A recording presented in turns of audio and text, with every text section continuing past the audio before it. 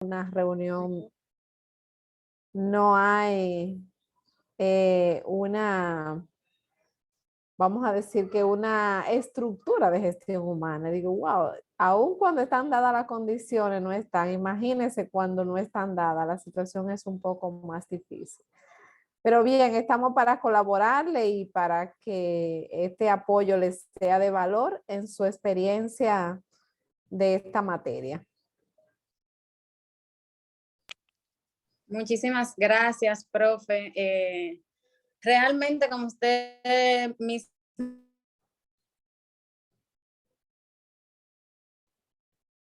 No te escucho, Aris.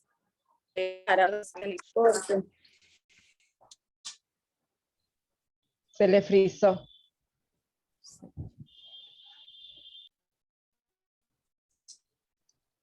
Escucha. Se escucha cortado, Aris Leimi. Como estamos en el mundo real, si a alguien se le frisa, a veces lo que hacemos en las aulas es que ocultamos la cámara y eso permite que el audio se escuche mejor. No es lo deseable, pero es una manera de resolver alternativas. Ay, Andrea. Nuestra querida profesora Josefina, un abrazo grande. Muy buenas tardes, mi querida profesora. ¿Cómo están mis alumnos? Bendiciones. Feliz de compartir con usted y con parte de nuestro equipo, porque usted sabe que esto es un tema que va moviéndose, pero siempre dispuesto a colaborar. Y a ella le decía que el que persevera triunfa, porque aquí estamos. Fue difícil encontrar el momento, pero lo tenemos. Así es. Yo le decía, si ustedes no lo han conseguido porque está súper ocupada, gracias, profesora, por responder, porque usted más que nadie sabe lo difícil que es conseguir profesionales de su talla para poder los muchachos compartir este tema. Infinita gratitud por eso, por estar siempre dispuesta. Siempre, mi querida. Yo les decía a ellas, hasta ahora creo que son todas hembras, que ahí hay un mensaje implícito, querida José, que ellas vean la necesidad que hay en nuestro sector de desarrollarse en esta área. Porque no es porque la necesidad no está, es porque de alguna manera culturalmente se ha venido trabajando la gestión de recursos humanos con poca importantización de las organizaciones, pero nosotros los profesionales jugamos ese rol para poder evidenciar ese aporte, ese valor y ese significado que genera en los resultados de una organización una persona con la preparación y la formación en esta área. Excelente. Bueno, justamente alguna de esas cuestionantes, ellas me han dicho, ¿por qué da tanta brega? ¿Por qué no encontramos dónde acudir? Y alguna de esas preguntas, y no hay mejor persona que se la responda que usted. Por lo tanto, yo solo seré una oyente a partir de ahora y gracias de otra vez por responder a su invitación. Chicas, a dar lo mejor de ustedes con esta súper profesional y entregada mujer. Gracias, para servirles. Profe, disculpe, que fue el internet que me sacó. Sí, me di cuenta. Disculpe, como usted sabe, estoy en vivo, profe. Le decía, profe, que como usted misma nos estaba diciendo al principio, que muchísimas gracias, antes que todo, porque nos ha facilitado que le podamos hacer esta entrevista a usted, porque es tan difícil aquí en la provincia de Puerto Plata encontrar una empresa que tenga un departamento de recursos humanos con un psicólogo e industrial. Entonces, le agradecemos muchísimo de antemano la oportunidad. Y bueno, como ya le había mandado en las preguntas, la presente entrevista tiene como fin poder conocer algunas de las funciones o los roles que tiene un psicólogo industrial dentro de una organización y también si estos psicólogos tienen que enfrentarse a algunos retos y cuáles serían estos retos. Y estas informaciones, además de brindarnos muchísimo conocimiento a nosotras como futuras psicólogas, nos van a permitir realizar un trabajo de campo de la materia de práctica 1, como ya sabe, impartida por la maestra Josefina Rojas. Si tiene alguna pregunta, profe, o alguna duda antes de iniciar. No, de ninguna manera, para servirle, y yo los felicito porque tengan el privilegio de que su profesora, y debo decirle este reconocimiento, ya yo le expresé mis disculpas en privado a Islami, porque en los tiempos que me estuvo conversando se me dañó mi teléfono y dejé esa conversación y no le pude dar seguimiento oportuno, pero la profe hizo la gestión para que ustedes también puedan tener esto, y es de mucho valor que haya un profesor que no solo se interese en que ustedes estudien los conocimientos técnicos, sino que de alguna manera tengan algún contacto con la realidad de lo que se vive. Así que yo sé que nos une a todos un compromiso muy humano de que ustedes en esta área que yo siempre le digo que han elegido, donde quiera que van a estar trabajando con personas. Así que estoy disponible para iniciar con las preguntas y un placer de verdad que poder acompañarme. Permítame un solo segundo antes de yo comenzar. Ana, préstame esto.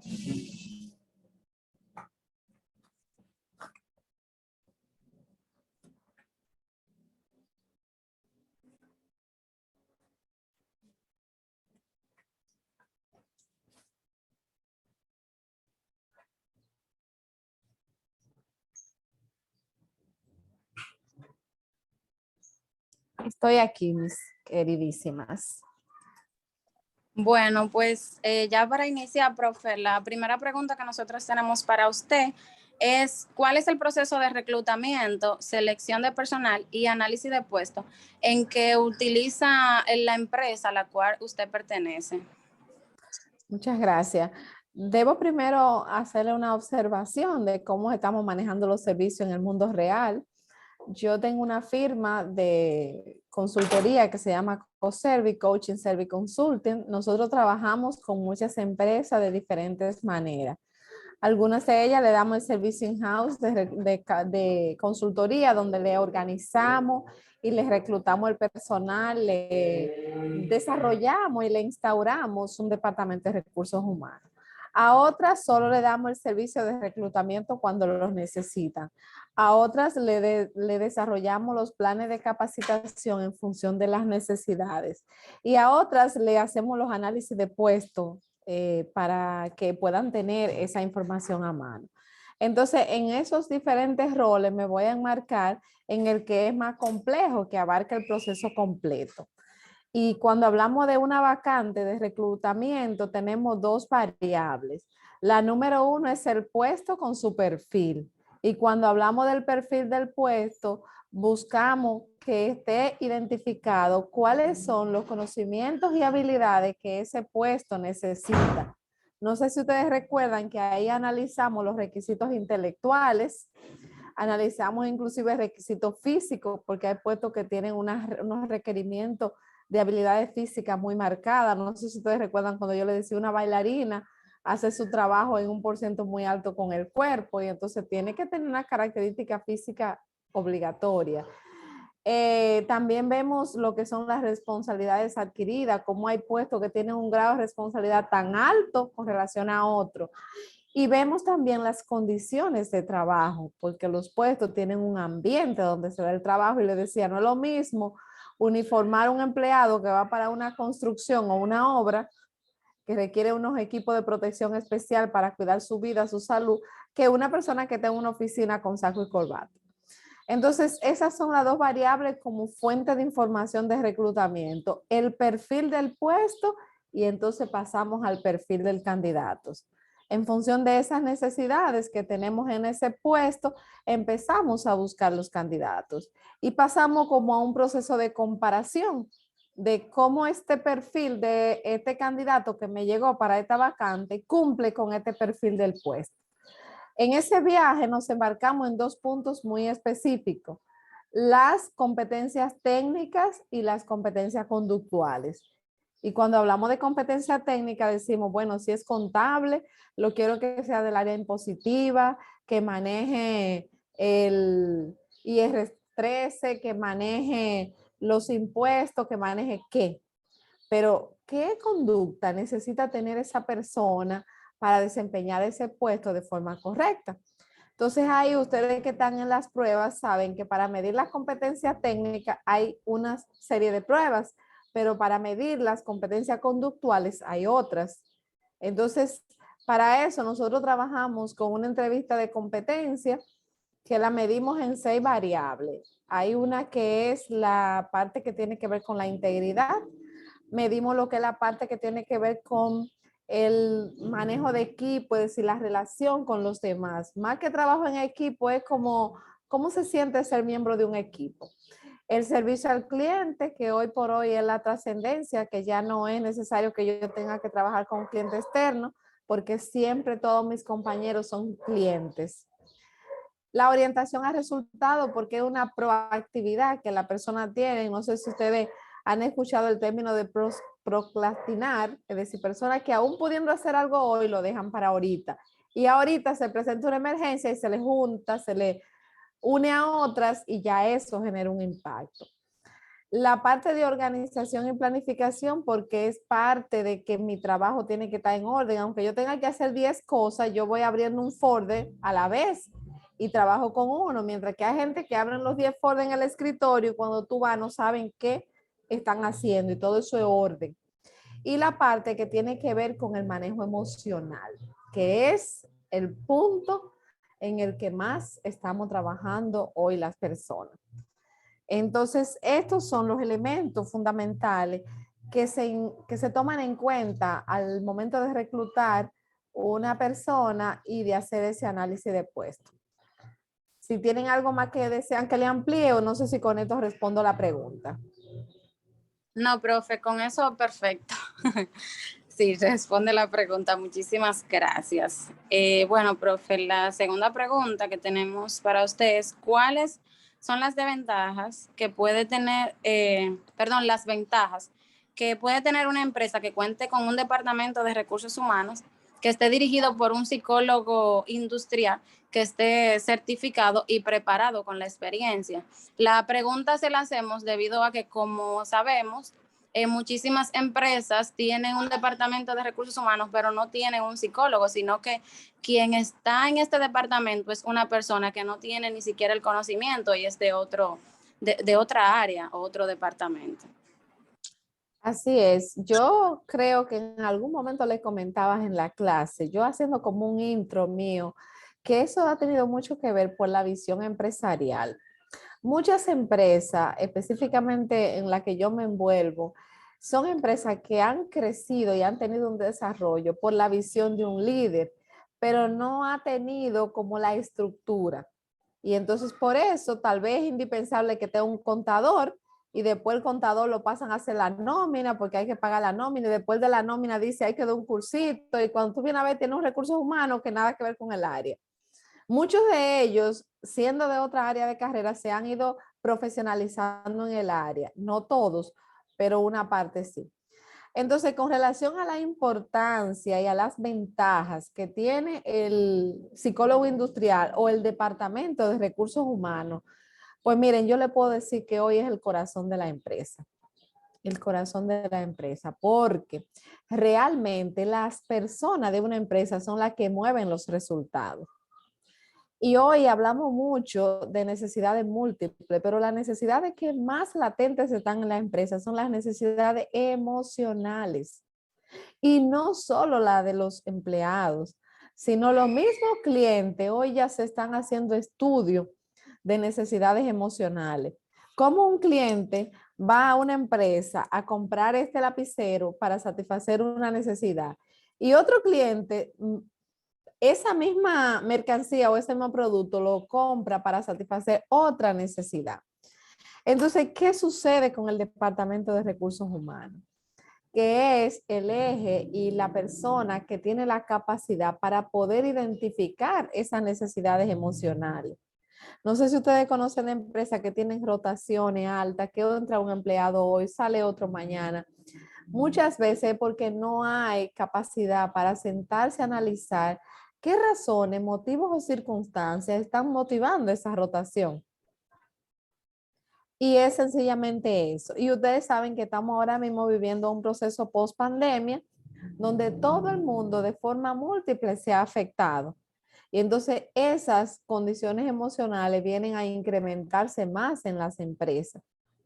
Entonces, cuando la empresa no cuenta con una área estructurada para eso, cuando no se puede analizar que un perfil del puesto de una persona que vaya a interactuar con personas no tiene el mismo grado de personalidad o la misma personalidad que un puesto donde vaya a estar en una área donde tenga muy baja interacción, y entonces le pedimos a la persona que exige un grado alto de interacción, que el puesto exige, buscamos una persona muy pasiva o una persona de poca interacción. Y ya ahí tenemos un problema de desempeño, pero no fue un problema de desempeño, fue que usted no supo adecuar ese empleado al puesto que el perfil pide. No sé si ustedes recuerdan, o bueno, en alguna de las clases yo le he hecho algunos relatos. Por ejemplo, una vez estábamos reclutando un programador de tecnología, un puesto de mucha dificultad porque no todo el mundo se dedica con gran empeño a esa área. Y recibimos un candidato muy bueno para el puesto, que yo de una vez lo vi en número 1, y cuando se lo refiero al jefe inmediato, al gerente del área, él dice, wow, buenísimo técnico, pero no califica porque ese muchacho no habla. Solamente dice, contesta un sí o un no. Y entonces yo paradójicamente le digo, de todas las competencias que tiene el candidato, esa es la mejor. Y dice, ¿cómo? Digo, yo necesitamos una gente que pueda estar el mayor tiempo posible en un nivel de concentración. Y las personas que son muy conversacionales tienen necesidades humanas de estar relacionándose con otros. Y mientras me estoy relacionando con otros, no puedo tener el grado de concentración que requiere la programación. Entonces, de ahí lo valioso que podamos identificar ese perfil del pueblo con el perfil de la persona, porque esa persona va a estar motivada, porque se siente plácida y feliz estando en un espacio solo y concentrado. Mientras que uno que sea conversacional y dinámico, si lo encierra en un puesto que tenga que estar altamente concentrado, va a sentirse incómodo porque como que esa no es su hábitat. Entonces, por eso es que si no se cuenta con esta preparación, no podemos hacer esos análisis para determinar esas variables que al final interfieren. ¿Ustedes saben en qué? En la rentabilidad del negocio. Porque cuando hay una alta rotación, se pierde mucho dinero en las empresas.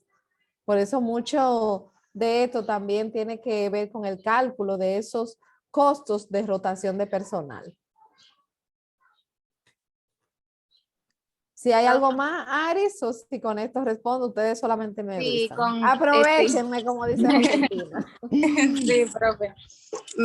Muchísimas gracias. De mi parte, esta ha sido la pregunta. Ahora yo la voy a dejar con mi compañera Luisa Mejía, que va a continuar, profe.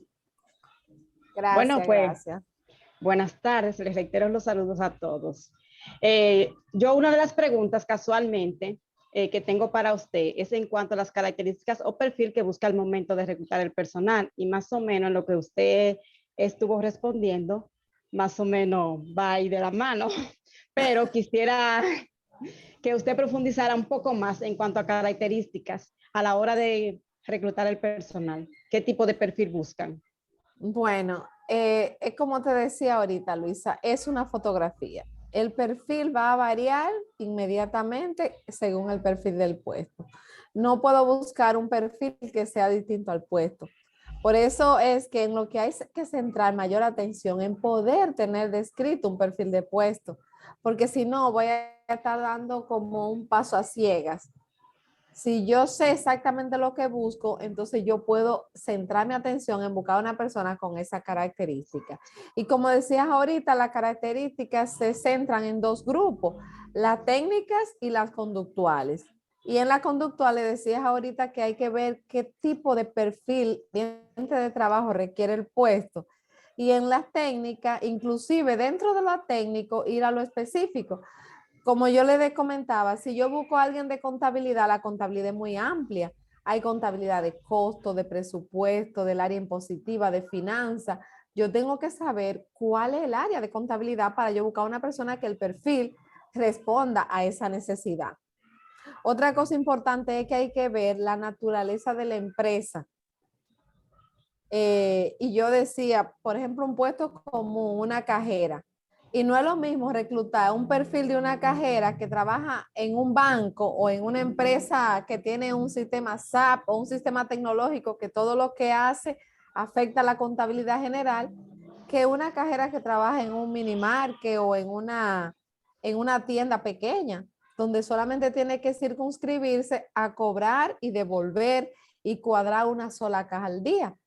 Mientras que una que esté en una empresa ya de otro nivel, su desempeño va a afectar la contabilidad completa porque su gestión de caja está integrada al sistema de contabilidad. Entonces ahí entra el perfil del puesto como número 1 requisito. Entra la naturaleza de la empresa e inclusive también el tamaño de la empresa. Porque una cajera en una empresa pequeña tiene que hacer muchas cosas porque en el día a día no tiene un volumen de funciones de caja. Mientras que en una empresa grande se puede pasar el día entero nada más que cobrando y devolviendo dinero al cliente si el flujo de clientes es muy alto. Ok, gracias, maestra. En Sí. cuanto a la otra pregunta, refiriéndonos a lo que son los incentivos, ¿qué tipo de incentivos suelen utilizar en la empresa para motivar a al personal? ¿Cómo nos podría decir qué le ha funcionado mejor? Bueno, los incentivos se clasifican de forma múltiple. No sé si ustedes recuerdan que yo les menciono siempre el libro, 1001 formas de recompensar a la gente. En ese libro hay una mirada muy importante que a veces es de desconocimiento para nosotros, porque hace mucho énfasis en los reconocimientos que son más que todo emocionales. A veces no es tanto el dinero, sino el cómo me tratan. Entonces, los reconocimientos, nosotros lo promovemos y lo trabajamos que cubran las dos partes, porque claro, las necesidades económicas están. Por ejemplo, en la parte tangible o en la parte monetaria, y esta información es de mucho valor porque a nivel regional, cuando en recursos humanos hablamos de regional, hablamos de los demás países de América Latina, y es que los puestos directivos tienen compensación variable. ¿A qué me refiero con variable? Un salario fijo en un puesto de dirección que muchas veces es menos que el variable. El variable es otro ingreso económico por salario que vaya destinado al logro de los objetivos. Si usted es directora de recursos humanos de una empresa y la empresa quiere que como objetivos principales allí hayan algunos elementos definidos, por ejemplo, una rotación que no suba de un 3%, cosas específicas, un personal que tenga un grado de motivación y desempeño que ande entre el 80 y 90% de desempeño, que la satisfacción de los clientes esté en un 90 o en un 100%, etcétera, etcétera. Se definen objetivos específicos de desempeño para ese directivo. Y si ese directivo, dirigiendo su equipo, gestiona el logro de esos resultados, entonces se le da un bono por desempeño. Esos bonos siempre se definen o en periodos trimestrales o semestrales, rara vez anuales, porque mientras más corto el periodo, más rápido se puede revisar la gestión del desempeño para hacer los ajustes necesarios. Y estamos hablando de que hay corporaciones y empresas que tienen bonos que van desde 100,000 pesos hasta 500,000 pesos en un puesto directivo. Se lo digo con toda experiencia. Entonces, eso es a nivel directivo, compensación variable en los puestos directivos, porque de nada me sirve pagarle salario de lujo cuando al final lo que aporta la compañía es el resultado de esa gestión. En los puestos medios y bajos, ya en las empresas pequeñas, se busca muchos reconocimientos a la persona. Por ejemplo, yo recientemente trabajé con un proyecto de implementación de 5S y eso fue desafiante porque era mucho. Nosotros al cierre de esa actividad hicimos un proceso de reconocimiento. A los empleados se le entregó placa, se le entregó un bono económico y se le entregó un reconocimiento, se hizo un mural y se le entregó una comunicación. ¿Qué pasa con esto? Bueno, el certificado te sirve para tu currículum y eso te motiva. La placa es algo que llena un espacio motivacional muy alto. Entonces, siempre es necesario estar buscando distintas maneras de motivar a las personas. Otra cosa que hacemos es generalmente que los procesos los definimos con metas, así sean pequeños. Por ejemplo, en otra experiencia reciente, estuvimos implementando un programa de servicio. Y entonces el servicio tenía un protocolo. Todo el mundo tiene que contestar el teléfono igual, o contestar o recibir a los clientes igual. Y algo que pareciera ser tan sencillo se torna desafiante. Y bueno, cuando logramos eso y lo medimos a través de una auditoría, entonces nuevamente reconocimos a esa gente, hicimos un compartir, compramos globo y celebrar. Las experiencias que se viven con los empleados son una manera de reconocerle y de promover ese proceso de agradecimiento, pero al mismo tiempo de generar motivación. Bueno, maestra, muchas gracias. Y sin más preámbulos, mi compañera Yamali dará seguimiento a las preguntas. Placer, Luisa. Muy buenas tardes a todos. Bien, la pregunta que le quiero realizar es la siguiente. ¿Cuáles son los medios que utilizan en la empresa para saber que el personal que está entrevistando o reclutando está dando respuesta con veracidad? Bueno, si ustedes supieran, ya creo que hasta la voy a invitar. Nosotros estamos trabajando mucho la parte, el coaching nos ayuda, pero la neurociencia nos da mucho de valor. Recientemente yo participé en una experiencia donde estábamos centrados en conocer todo lo que son las expresiones corporales y faciales. Y esto para mí fue, wow, como que esto sí que tiene valor. Yo sé que ya es una parte más especializada, pero los invito porque hay mucha información de eso. De hecho, vamos a abrir un curso con un facilitador de esto. ¿Por qué? Porque, señores, el reclutamiento es un proceso de venta y compra o de compra y venta. Hay una vacante y yo me voy a vender. ¿Qué creen ustedes que yo voy a decir? Lo que la empresa quiere oír, porque yo lo que necesito es que me elijan y más con el nivel de desempleo que tenemos. Entonces, es natural que la gente va a programar su respuesta para decir lo que quiere que escuchen de él. Pero hay un buen secreto y ustedes lo saben. La comunicación es un 93% no verbal y apenas un 7% lo tienen las palabras.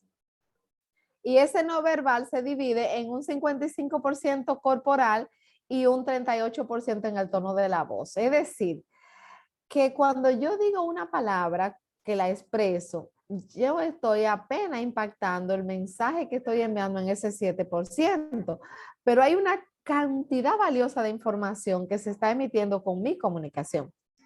El gran secreto es qué tanto podemos adentrarnos en conocernos. Ustedes que son principiantes, por decirlo de algún modo, lo más importante es, y así yo me empecé, para mí la entrevista es algo sagrado.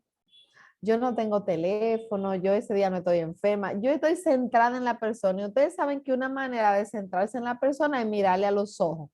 No de una forma que intimide, claro está, pero que tú sepas, que tú trabajes en tu mente y puedas hasta llegar a quitar cualquier ruido.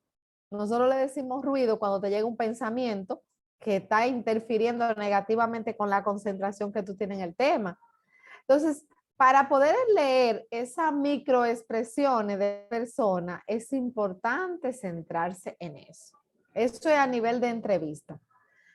Una de las cosas que yo recuerdo que me funciona muy bien es las miradas. Por ejemplo, cuando estamos mirando hacia arriba a la derecha, estamos buscando una información. Y cuando estamos mirando hacia arriba, hacia la izquierda, la estamos creando. Entonces ya yo puedo saber cuando alguien está tratando de recordar una experiencia que vivió y cuando alguien se la está inventando. Y así hay un sinnúmero de cosas que son de valor, pero la tecnología nos ayuda mucho. Hay ahora mismo en el mercado varias empresas internacionales que tienen procesos de servicios aquí local en el país, especialmente en Santo Domingo, y tienen algunas pruebas de integridad. Ustedes saben que las pruebas todas tienen un margen alto o bajo de diferencia, pero las hay realmente para poder trabajar ese aspecto. En lo particular, a mí me viene muy bien la prueba de integridad, que hacemos la prueba de integridad es que formamos preguntas y las preguntas tienen una especie de validación, pero las preguntas están unidas a una experiencia. Por ejemplo, que yo te pueda preguntar ¿qué tan responsable eres? Y tú me digas, ay, yo soy 100% responsable. Entonces diga, Luisa, cuéntame una experiencia donde tú tuviste tu mayor grado de responsabilidad. Y de repente me dice, ay, pues si te supiera que ahora no me recuerdo. Parece que se le frizó.